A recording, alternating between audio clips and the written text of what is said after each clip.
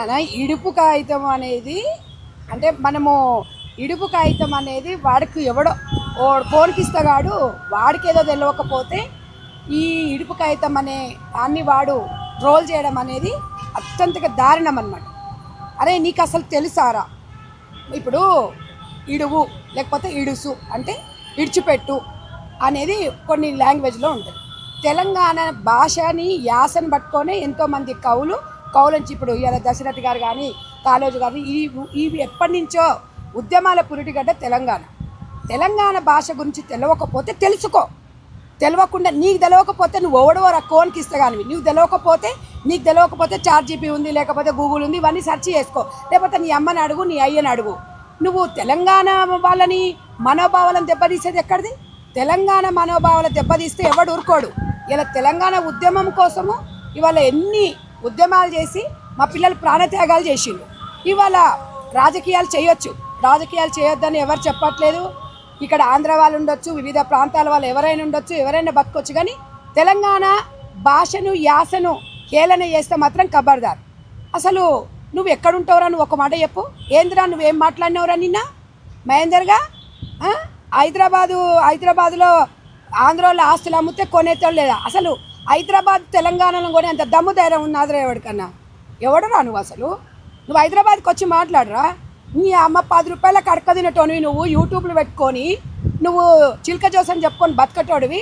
తెలంగాణ భాష గురించి, తెలంగాణ యాస గురించి నువ్వు ఆ కామెంట్ చేసేది నీకేమన్నా అసలు నీ దగ్గర ఏమైనా ఉందారా? ఒకప్పుడు యూట్యూబ్ ఛానల్ పెట్టుకొని డబ్బులు లేవు అమ్ముకుంటా అని చెప్పి ఇలా ఒక ప్లాట్ఫామ్ని పెట్టుకొని ఆంధ్రాలో ఎవరు చెప్పర్రా? ఏ ప్రాంతం వాళ్ళు చెప్పరు ఇట్లా రెచ్చగొట్టమని.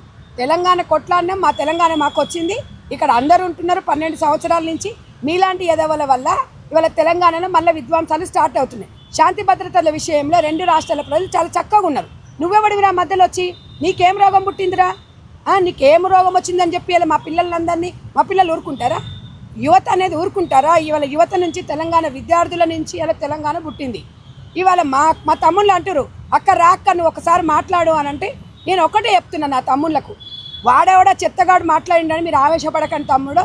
మన భాషను మన యాసను ఇప్పుడు ఎవరి మనోభావాలు ఎవరు దిబ్బతీయద్దు. ఇప్పుడు ఆంధ్ర వాళ్ళ పండుగలు ఉంటాయి, తెలంగాణ వాళ్ళ పండుగలు ఉంటాయి. బలగం సినిమా వచ్చింది, అందరం కలిసి చూసినాం మనము. ఇవాళ జైబోల తెలంగాణ సినిమా వచ్చింది. ఇవాళ ఒక విప్లవం నుంచి పుట్టింది ఈ తెలంగాణ ఉద్యమం అనేది. చరిత్ర తెలుసుకోలే ఎదవా, లేకపోతే డిక్షనరీ తీసి చదువుకో. నువ్వు అనుకుంటుండొచ్చు కానీ ఏదో నేను ఒక మాట అన్నా నోరుంది కదా అని ఎట్లా పడతా మాట్లాడతా అంటే ఎవడు ఊరుకోడు. ఇది ఇవాళ తెలంగాణలో చాలా పదాలు ఉంటాయి. ఇంగ్లీషు మనకు కొన్ని మందికి అర్థం కాదు. ఎందుకు నేర్చుకుంటారు? అవసరాల కోసం నేర్చుకుంటారు. తమిళ్ నేర్చుకుంటారు, హిందీ నేర్చుకుంటారు. అసలు మనం ఒక్కొక్కసారి మనం తెలుగులో మనం మాట్లాడే మాటలు కొన్ని ఉర్దూ కూడా సంబంధించి ఉంటాయి. నీకు తెలుసుకోకపోతే తెలుసుకో.